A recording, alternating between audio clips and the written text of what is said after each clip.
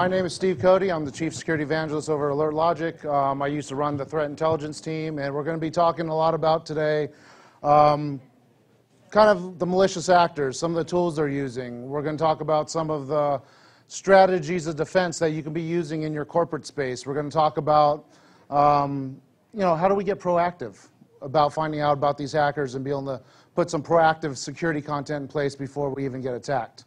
So let's go ahead and get started.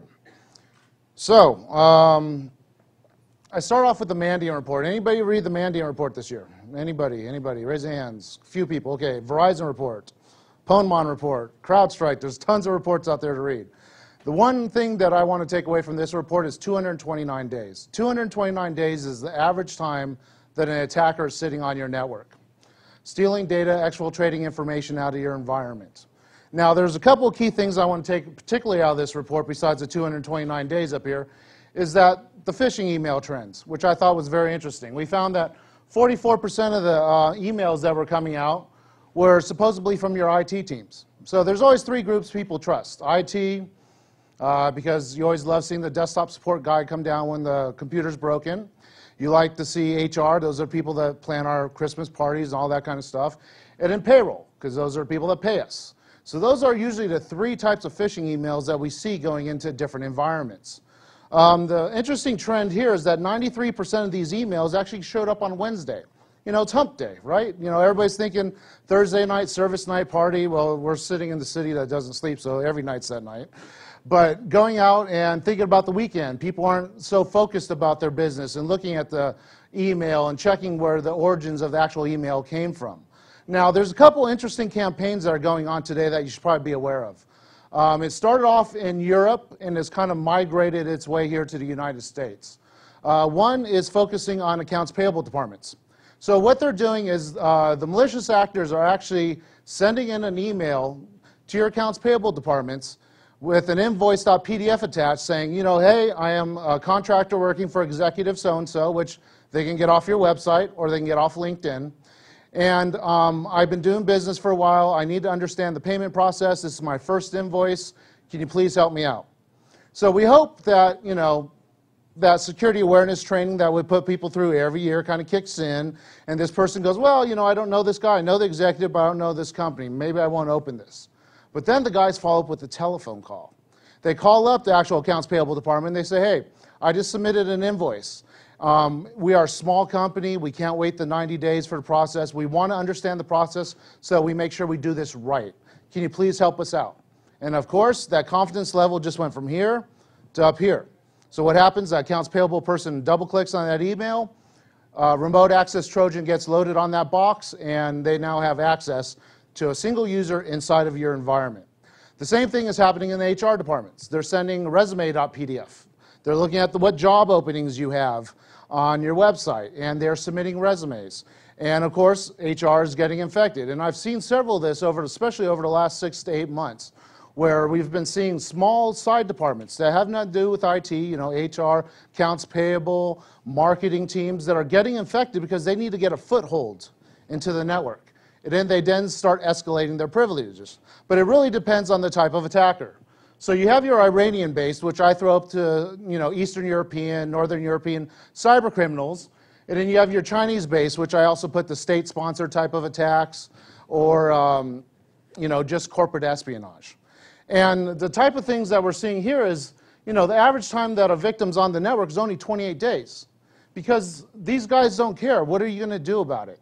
I don't know if you've ever tried to watch the process of a judge here in the United States issuing a bench warrant for a hacker overseas, but sometimes that will take up to 10 years before it gets in front of a judge overseas. So these guys aren't worried about getting caught. We talk about some of the, especially the Russian hacking groups over there. A lot of them actually have family. There's a particular guy over there who his uncle is the premier of St. Petersburg, which is like the governor. And he has political protection. So as soon as these warrants come for him, they just go out in the trash because he's covered. And that's what happens. Now, these Chinese-based type of guys, they're just slow, methodical. Those are the guys who are hitting the HR departments, the accounts payable departments, because they just need to get a single foothold in your network. And then they start trying to escalate their privileges. So for example, a log management platform. Log management platform generates a security incident after 3 or more failed logins. So these guys will do 2 failed logins every day for months until they compromise one user. Then they see what type of rights this person has, what type of access. They don't have the access they need, but they have access to the server where the data is resided, but that user does not have access to that data. So then they start looking, who's the admins on this box? I need to go after those guys. Start profiling them, go after their social media, find out what they like, what are their interests. How can I convince them that I need to guess their password or I need to deliver a very convincing email? Then they compromise another user. And they don't take all the data, smash and grab like kind of the Iranian-based, Northern Europeans, Russians. They don't take any data out of the environment. They consolidate it. They find all the pieces that they're looking for, that they've been contracted to take, consolidate it centrally within your network, and then as soon as they have everything that they've been contracted to steal, then they move it off-site. And that's usually at the 243 days, or I've seen in excess of a year, where these guys, you find them moving data off your site because all of a sudden you're seeing large uploads of data from your environment, which NetFlow picks up, a lot of anomaly detection picks up. But by then, it's too late. Your data is already out the door. So these are really good reports that we need to start paying attention to and starting learning some lessons from these things, because it really leads us to kind of the global analysis that it takes to look at these type of reports. Who are the attackers? What methods are they using? What targets are they going after? What type are they associated with any operations? Are they partnering with any other hackers out there? And what's interesting, particularly about this tool right here, this tool is called Recorded Future. It's a tool I use to actually kind of get that first level of intelligence on what's going on out in the industry. And from there, then you dig a little deeper. But this is a great place. These guys follow over 700,000 different social media sites of hackers, underground forums, things like that. So it's a great place to keep informed of what's going on. But then we could deep dive and start looking at the individual industries. We look at financial. Old bank robber used to say, why do you rob banks? Well, that's where the money's at. That's the same reason why these guys are going after financial institutions. We've been seeing start going after smaller regional institutions because they just make an assumption that there's a smaller security team, they don't have the budget to invest in a proper security program, they're an easier target. Not as much money, not as big of an impact, and it's not going to get you in the news as much, but they can make some money off of there. Healthcare, we've seen a lot of change in the healthcare. Of course, patient information has been released, leaked. We've seen CHS, Premera just got hit, all these different medical institutions.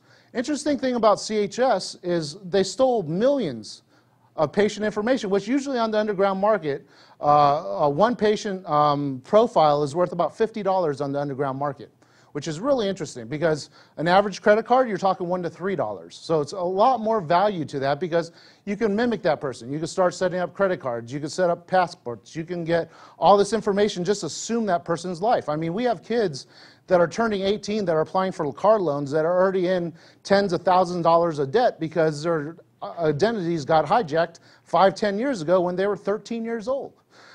So we're starting to see a lot of this, but the healthcare industry in particular, with CHS, I haven't seen any of the data for sale on the underground market. I haven't seen any of that patient profiles out there. So really begged to find out what is in this information that they are interested in. Well, it's testing. There have been a big hit against pharmaceutical companies, medical device companies, where these guys are targeting because they want the technology. Now, why do they go after the patient information? Because those are the people that are testing it. There's your testing results. Pharmaceutical companies, medical device companies here in the U.S. spend billions of dollars and decades of research before a drug can be approved or a medical device can be approved. So we did all that for them. So by them going out and getting these records, they're getting the profiles. They're finding out how the testing went. So they can go to market with the exact same drug, exact same formula. At the same time, we're going to market with it, which means why do we get all these cheap pharmaceuticals overseas in Mexico, Canada? It's because China's able to produce them because they're the exact same drug. It's a very interesting attack vector that we've changed because traditionally it's always been the patient information. But the last couple of years, we've really been seeing the device and pharmaceuticals getting hit a lot more, looking for that testing information, looking for the formulas so that they can reproduce our intellectual property at a lot lower cost because they didn't have to do all that investment initially. Now with retail's been interesting. Retail's just been hit hard over the last few years, and I think a lot of people are starting to do POS, hardening. I've talked to one vendor who does sporting goods sales, and he's actually using a 15-year-old system in the hope that this thing's so antique, nobody's going to be able to figure out the code to be able to crack the thing. And sometimes, that's that security through obscurity that we used to go for. But these guys are really paying attention to what we are using out there. I'm going to talk about one of the malicious actors in a little bit. That the guy is incredibly smart. He focuses on retail, and he is reinvesting all the money he's making into his technology, which really makes this guy dangerous in my point of view. But we talk about all the different cells out there. We had Anonymous way back when that was causing a lot of ruckus, but they got really political. And then they started splitting off a lot of the groups that were incredibly talented. The more talented pieces of Anonymous split off and started doing their own groups because they went back to the original mission. We want to go steal information. We want to go make some money. We want to go embarrass companies. Like this Antisec, I'm sure a lot of people in here have heard of Antisec. I mean, these guys consider themselves the Robin Hood of the internet because what they do is they'll go out to your environment, either your corporate space, your website, patient portals, whatever you might have, and they'll find vulnerabilities, and they'll publicly let you know. They'll let the webmaster know, they'll let whatever email addresses they can find on your website know that, hey, there's this vulnerability that exists on your site. Here's the patch for it. We'll be back in 30 days, and we'll check to see if you patched your information yet. So they come back 30, 35 days later, and if you haven't patched, they're going to exploit that vulnerability that they notified you about, and they're going to steal data. And they're not going to do it for profit. They're going to post it publicly on the internet with a big old email that shows, hey, we let these guys know. We gave them 30 days to patch their systems. They didn't patch it. So here's all their information. Here you go. Their point is to embarrass and shame companies into investing in security. So in their twisted thought, they're actually doing us a favor. But we look at it completely differently. Syrian Electronic Army, everybody's seen these guys. I mean, they've hit a lot of news media, very well known. Little known fact is these guys started off as the Syrian Computer Club about 3 to 4 years ago. These guys were a bunch of computer enthusiasts. Then they got all political during the Syrian uprising. Then we saw, political opposition. Their websites started getting defaced. Then they started going after news sites like Al Jazeera, defacing their websites. Then they went after CNN, New York Times. They went after Washington Post. Then they started upgrading again. They went down to Australia and hijacked a DNS registrar and actually assumed the ownership of all those domain names that they hijacked. Then, after that, they went and hit Microsoft, trying to find vulnerabilities in the new operating system that was being released. So within a 3 to 4 year period, these guys came from being simple computer enthusiasts, doing website defacement, to hitting one of the top software companies in the world. So if you're doing business in that part of the world, you're going to want to pay attention to what these guys are doing because their skills are constantly getting better and better at what they do. But we look at some of the new emerging groups that are coming out. Lizard Squad. Anybody know Lizard Squad? Anybody hear of these guys, right? Xbox, PlayStation, right? Who got an Xbox, PlayStation during Christmas? Come on, see, there we go. How was it getting online on Christmas Day? Time to register your Xbox, trying to set up that username, set up your accounts, get credits. Didn't happen, right? They had an all-day DDoS that was running all day. And everybody goes, wow, these guys are being malicious and trying to take down and ruin people's Christmas. That was not at all what this was all about. This was a marketing campaign for them. They had just released a brand new DDoS tool out there, and they had a potential buyer that was out there willing to buy it. And the buyer said, well, hey, I've used the low-orbit ion cannon. I use the high-orbit ion cannon. These are great DDoS tools. What makes your tool any different? So these guys go, well, pay attention to news media during the holidays, and we will show you what our tool can do. And that's exactly why they hit Xbox and PlayStation, was to promote their tool and try to get their DDoS tool out in the market and getting a push for it so more people will start buying it. Rescator. This guy's the same guy that hit Target, Home Depot, P.F. Chang's, Sally's Beauty Supply. They just hit a Park and Fly over in New Jersey, one in New York, one in Washington. They're going after all POS systems. Interesting thing about Rescator was that he's from Odessa, Ukraine, and he was originally a Java developer. And the guy used to deface websites and do like SQL injection, cross-site scripting, real simple stuff. But a couple years ago, something happened, which kind of coincides with kind of that, the Ukrainian-Russian conflict over there, because he started attacking Russian sites. Then all of a sudden he started focusing on POS systems. Why? It's where the money's at, right? And in his own interesting mind is he's released all this credit card information, but he hasn't released debit card information because he feels, hey, credit card's hitting the man, hitting the big financial institutions. They're going to pay this off. But if I hit somebody's debit account, I'm hurting an individual. I'm actually taking out their bank account. They're not going to be able to pay rent. They're not going to be able to pay bills. So I'm going to release credit card information. So even though this guy's doing bad, malicious activity, even he had ethics, right? Well, in his own mind. We talk about cyber caliphate. This guy, a lot of people have been talking about him on the news. In fact, I just saw somebody wrote a big old blog about this pro-ISIS, pro-Islamic, freedom fighter, cyber caliphate. He is doing all this amazing stuff out there and fighting against the system. Caliphate is actually a single individual of the Lizard Squad, and he can care less about ISIS, the Islamic agenda. He just wants to get in the news. That's his goal. His goal is, anybody know Brian Krebs, right? Or read his blog, right? His idea, the gold medal, the trophy for him is for Brian Krebs to say, cyber caliphate, this pro-Islamic freedom fighter is out there, attacking these websites, because it's all wrong. Because he can care less. His is just following what the news media is talking about.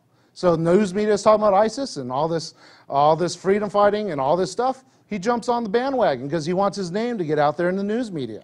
So that's the whole reason why this guy has been out there attacking all these different organizations. It's just for the notoriety of it. So it's been interesting to see the evolution of all these attackers because it's way different. I mean, I've been in IT for over 20 years, and prior to that, I was, we used to do a lot of this stuff, but it was different back then, right? Cracking into Southwestern Bell or Pacific Bell or Eastern Bell and taking a picture of the screenshot of the mainframe page, that showed all the different options. That was the way we did things, and it was just notoriety around our friends. It wasn't, hey, I'm going to release all these data and ruin all these people's lives. And I just ran into somebody last night that said they've had to replace their credit card 4 times in the last 18 months. I mean, that's amazing how much hassle you have to go through with that. So these guys are out there, and they're using a lot of simple tools out there. A lot of these attackers are what I would call script kiddies, noobs. 80% of them is what I would throw the number up as. Right here is like the Zeus builder. This is how you build the actual file of the Zeus credential stealer, and you would actually upload it to a web server, create the URL, and that's what you would deliver into an organization via phishing email. The top one up here is Havij, one of the top 2 SQL injection tools out there. As you can see, it's all point and click. There's no code being written. A lot of these young kids don't even understand how to write code or even understand how to read it. Interesting thing about this tool in particular is up at the top here, it says it's your target up here, and you're supposed to put www.yourtargetyouwanttaattack.com, right? But by default, it says www.target.com. And to give you an understanding of how much these kids don't understand this technology, is I talked to the guys at Target, and they told me when the website first came online, they were getting hit by this tool about 2,500 times a day. And before their whole fiasco happened over there, I talked to them, and they told me 4th quarter 2013, they were getting hit with this thing between 5,000 and 7,500 times a day. That tells you how many kids are just popping open this tool and hitting go without even really understanding what these tools actually do. There's SQL Map, which this is one of the more, this is what most of us prefer because this is too simplistic, but a very in-depth SQL injection tool, works really well. You can create the different levels of attack if you want just to skim the surface or if you want it to go deep. Very interesting tool to play with. The remote access Trojan, I mentioned this because this tool was built for espionage. This is an amazing tool. As you can see, beautiful interface, has network components, surveillance components, system. You could do URL redirections, DDoS, proxy managers. There's a lot of different things you could do with this tool. I mean, this tool came with a 42-page user guide that's better written than some software vendors that I've seen out there. It's an amazing tool. This piece is one of the more interesting pieces because this piece was built for espionage. You know, if we had, say we were having a boardroom meeting or we were talking about IT strategy in here, well, I could turn on the audio caption and start listening to everything that's going on. Start recording all the conversations. You know, start getting a heads up about stocks or mergers or your infrastructure that you're deploying, the security tools that you're putting in place. The keylogger. Keylogger is collecting every single keystroke of this infected computer. Now, keylogger is, people ask me, well, how do you use keylog information? It's very simple. You know, I've seen hundreds of megabytes of just text files. And if you guys know, it translates in thousands of pages of actual just plain text. So how do you mine that? Well, easy. Do a simple search, HTTPS, because then comes the secure URL. And what are the next two pieces of information? Username and password, exactly. Easy way to do it. The screenshot manager was built around the financial institutions quite a bit. Anybody actually been into an actual bank, a physical like brick and mortar bank recently? A couple of folks, right? So I actually went to one about a month and a half ago, and I want to see how these transactions work. So I went in there, withdrew $100, and I was amazed that this teller had to go through 6 different screens to do this simple transaction. And I'm like watching through the reflection, and first page is all my personal information, with all my account information. Second was my count. Third one was the distribution. Fourth, and it went on and on and on. Well, that's what the screenshot manager is great for, because now I can set this thing to go off every 5 seconds, every 30 seconds. So say I infected that particular teller, and I go up there and I go learn their habits. How fast do they type and go through screens? Because that's how I'm going to have to set that screenshot manager. Every 10 seconds, every 30 seconds, are they a slow typer? Very interesting tool. Then, of course, the webcam manager, which there's a lot of different ways people use this. One, they use it because they're hoping that like the laptop here is facing a whiteboard and they can actually look at your network design or whatever you're drawing out there because the curiosity is killing them. Because when you're just listening to audio, man, you really want to, I mean, we as a society have gotten so used to, we need that visual stimulation. We need to see what's going on. We just can't hear it. Another reason why these guys, I talked to some guys that actually did some infections, they go, man, we had to turn the camera on. The people in the room sounded amazingly hot, and we needed to see what they looked like. And so, I mean, there's various reasons on why these guys actually use this webcam manager. Personally, I would never use it because that green light comes on and somebody goes, whoa, that's different. I might need to take a look at this. It raises too much suspicion. This is the sniffer. This thing collects everything bit for bit going in and out of the infected workstation. This part is the spreader. This is probably one of the most sophisticated pieces of this tool because this shows me that these guys understand our incident response techniques. Because right here, I can just click on this button right here that says Infect USB and hit Start, and it starts a service on the box. So during incident response, one of the first things that always happens is your desktop support team will get a USB stick. They'll load your antivirus product on it. They'll put malware bytes on it, whatever other proprietary tools you might be using, and they go workstation to workstation to workstation, finding out who's infected and who's not. Well, when I found this particular tool infected at an organization, it came through a 0-day.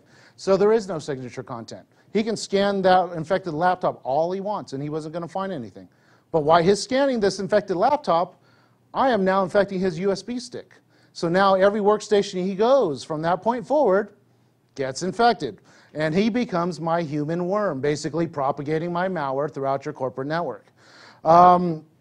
Here's the webcam. I was trying to keep it very friends and family. It was very embarrassing a few minutes before that.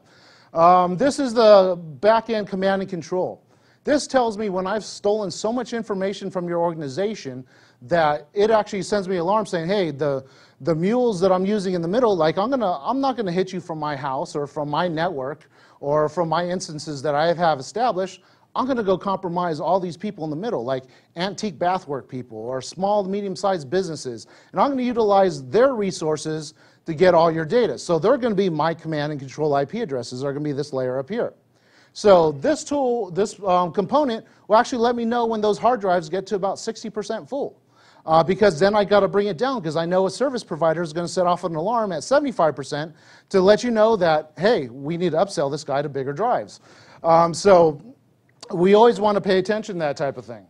It also lets me know when you've discovered me, cut off my access, because now I'm no longer receiving data Now I need to go into incident response mode, and I need to start wiping out all these instances that I compromised and remove all the logs, so when you go to them with your command and control IP addresses, you don't even see any trace that I was there.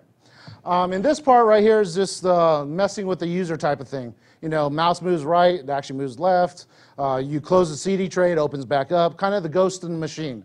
An attacker would never use this piece. Why? Because it draws too much attention. Somebody's going to call desktop support, open a ticket. So what happens when they steal this information? It goes through an underground economy. You know, we start going through, you know, how the distribution services, the drop sites, acquisition, data mining, validation of the data. I'm running out of time, so I'm going really quick. So validating the data, then they turn around and sell it. Then they go and actually cash out what they made. I had a buddy who used to do this quite a bit, and what he would do is write the credit cards and use homeless people. He'd actually go and say, hey, go hang out at a park with a bunch of homeless people, give them cards and say, hey, dude, go over to the ATM, go take out as much cash as this thing will give you. I'll give you $100 of it. Bring me back the money, and I will give you another card. Will you be able to make more money? So he used to actually use homeless people, because what are those ATM cameras going to see? The homeless guy. He's sitting in the park across the street just getting all the cash. Easy way to do it. So how do we defend? We do a defense in-depth strategy. We start implementing technologies. You know, with the firewalls, the deep packet forensic analyzer, great tool to bypass that remote access Trojan without having to use your desktop support guy to go workstation to workstation. With deep packet forensic analyzer or NetFlow analysis, you can basically get, once you've examined patient 0 and got the command and control IP addresses, you put them in that tool, and that will give you the infection list. Everybody who's having conversation with those command and control IP addresses. That's what you want. You don't want that desktop support guy moving, going through. Let this do the work for you. Network access controls, fantastic tool. Software development lifecycle and the injection of security in that. We had a great talk right before this that talked in depth about that. Log management, great way to find anomalies. You know, we talked about, you know, the corporate espionage. You know, the guy doing 2 failed logins. Maybe you change that rule from 3 to 2. So you start finding. You're going to get a lot more false positives, but you're going to find that needle in the haystack. File integrity management, encryption at the desktop. These are all technologies that we got to implement as part of a security in-depth strategy. The problem with this is the communication. You know, I've worked each one of these levels during my 20 years in IT, and I can tell you, as a host guy, I'll talk about a desktop support guy, you know, I get a ticket from my antivirus console, I go scan the workstation, I find it has Zeus, a credential stealer on it, I go plug in my USB stick, I scan it, it finds the files, deletes it. What happens? I close out the ticket, I move on to my next ticket. Never thought about having that conversation with the server guys going, hey, did this user ID have any failed logins across our infrastructure while it was infected? You know, talking to the networking guys, you know, are they doing any port scans? Are they doing any vulnerability scans? What was he talking to before he got infected? So that we can block that website or those IP addresses on our web filtration products. The mail filtration, we got to start doing, you know, the packet inspection. We got to start inspecting these incoming files. A lot of people don't do that because it adds a delay in a mail. I've usually implemented it when you implement your filter, because if you try to do it after the fact, holy cow, you're going to get hell from people about how long of a delay did you add to their email. It was a whole 2 seconds. I'm sorry. You know, instead of getting at 5:55, you got it at 5:56. My bad. But these are all the discussions that don't happen in these environments. That's why they have SIM technology, data correlation, getting all the logs and dropping it into threat identification. What is it? A malware? Is it a Trojan? A botnet? You know, going through some classification, system analysis, some machine learning. What's the reputation of the IP address? You know, where's this guy coming from? What's the target he's going after? What's the operating systems? What are the vulnerabilities that exist? These are all things you want to take a look at. This is how one usually works. We ingest about 8.2 million security events per day, go through a threat identification process, expert analysis, have it go in front of a human to decide whether it's false positive or not, and then generate security incidents. Now, if there's one thing we could take away from the target breach, is we got to treat every false positive as if it's a real incident until we are 100% sure it's false positive. I love my desktop support guys, just like developers, but they're not security guys. You know, just because they ran their antivirus product does not mean that thing's not infected. Bring it back. do a full inspection, do a forensic analysis, make sure that thing is a false positive, be damn sure it's a false positive before you let that thing back on the network, and even then, I'd even wipe it before you even redeploy it. Now, these are strategies on how do we detect as the attacks are coming in. How do we get in front of it? These are threat intelligence. You know, having honeypots. Honeypots are phenomenal tools. Anybody familiar with honeypots? Raise hands. Anybody? All right, cool. So honeypots, for those that don't know, are vulnerable servers you put out on the internet, let the bad guys take it over. So what you do is when you get assigned IP addresses for your corporate environment, you have unallocated IP space you don't use, right? Throw a honeypot out there. Let the bad guys attack it. If they're doing a targeted attack against your environment, they're going to go out and do their research. They're going to find out what IP space you own. They're going to go through and scan all the IP space, and then they're going to go after the weakest link, which hopefully is the honeypot if you've done your patch management right. And with that, grab the IP addresses. Put it on your perimeter firewall, so by the time they work their way up to your perimeter of your corporate environment, traffic drops at the edge. Grab the malware they loaded on that honeypot. Make sure your AV products have signatures for it. Make sure all your signature content, your correlation logic, your log rules, all detect that variant. Because you can learn a lot of traits. Like we were on our honeypots, we found a lot of interesting traits where we saw the guys trying to do the port scans. Then they would go ahead and put the keylogger on, the credential stealer, the worm. Then they would go ahead and put the dropper on, which then they would drop the remote access Trojan on. By learning these patterns and making sure you have protection on your inside is the way to do it. Partnering with research firms, reading those Mandiant reports, the Verizon reports, the Ponemon reports. You know, we got to stay informed of what's going on out there. Start following some open source intelligence. You know, like I said, that portal I used earlier, Recorded Future, I go through and scan these sites every day to find out what's going on. I'll put a domain name and find out who's talking about them, who's planning an attack, who's mentioned them in a forum or something. With Havix, we found this last year, but CrowdStrike right here actually found it in mid-January. This is a great example of a great use of open source intelligence. So you find they found in January and they distributed it, they shared it with the intelligence community. All the researchers started bringing it in, reverse engineering it. A couple of months later, everybody comes out and says, hey, this thing's more than just a SCADA type of attack. This thing also has the capability of a full remote access Trojan. So then the next 2 months, you know, everybody out there in the industry was building security content, building signatures, correlation logic. So by the time the attacks started hitting at the end of June, beginning of July, we already had content. We were already protected against it. It's a great way to use open source intelligence to find out about what's going on first, because these attackers are going to go out there and they're going to talk about their attacks on social media. They're going to say, we're going to attack your institution next Friday, and we're going to be using this variant, and this is what we're targeting. Now, once you jump into the IRC forums and the underground, that's when it all changes. Instead of Friday, we're going to attack Thursday. Instead of using this tool, we're going to use this tool. These are the IP addresses that we're targeting. That's what you find by digging into that underground economy out there, the underground market that's taking place. Because you'll find a lot of interesting things about your adversary. Like this guy right here was running against regional financial institutions up here in the Northeast.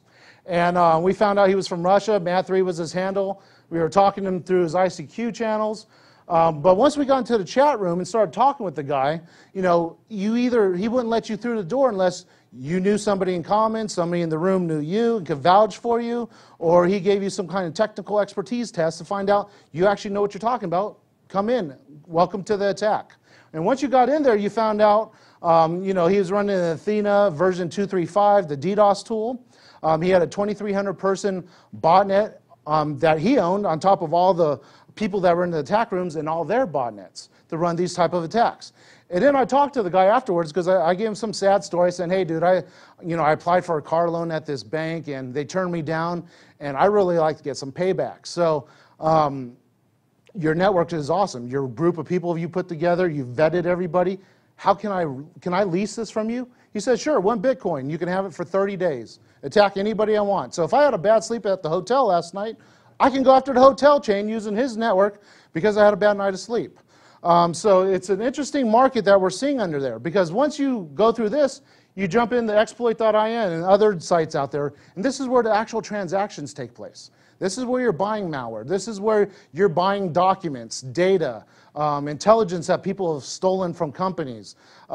This is where you lease those botnets, lease malware writers. You can even rent contract hackers to go do whatever you want them to do.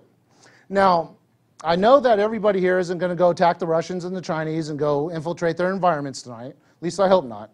If you do, don't do it from your house. Do it from like Starbucks. It's the best place to do it from. But you got to stay informed of what's going on out there, right? So there's some great websites you can follow. SecurityFocus.com, SecurityBloggersNetwork.com. Great place to find out. Follow 6,000 of the top security researchers around the globe. Find out what they're researching. Maybe you might be the next target. Grab that malware that they're analyzing. Make sure you have signature content. Great places. Full disclosure, ExploitDB. We just finished talking about bounty programs. I love bounty programs. They're fantastic programs they have out there, but not everybody has them. So a lot of times security researchers will go out there and go to these companies and say, here's this vulnerability I found, and they hear crickets. They get nothing back. They don't even get a t-shirt in the mail. So then what they do is they get upset and they'll go, I'm going to go ahead and post it on ExploitDB and full disclosure so at least the community knows about it. If these guys aren't going to patch it, you know about it, so you can find somewhere else in your security in-depth strategy to detect this until a patch is available. Because we found a vulnerability in Facebook about a year and a half ago where there's a back-end portal where you're able to put a block of telephone numbers and it will give you all the user IDs that were using those numbers for two-factor authentication. And we had that age-old discussion with the developers over at Facebook where they said, it's a feature. You know, we said, it's a vulnerability, it's a bug, we can exploit this. They said, no, you should be able to do 10 at a time. It's a feature we had out there. Well, we ran a block of 10,000 numbers and got all the usernames associated, and boom. Finally, it took them 9 months to patch that bug. So where else in your security in-depth strategy do you detect somebody exploiting that vulnerability until there's a patch available? So with that, thank you for your time, and any questions? I know I went over. We did a lot of information really quick. We did a lot of information. I'll be around for a while afterwards. If anybody does, I know how people don't want to talk about their security in public too much. So if we want to talk after, I'll be around. Thank you.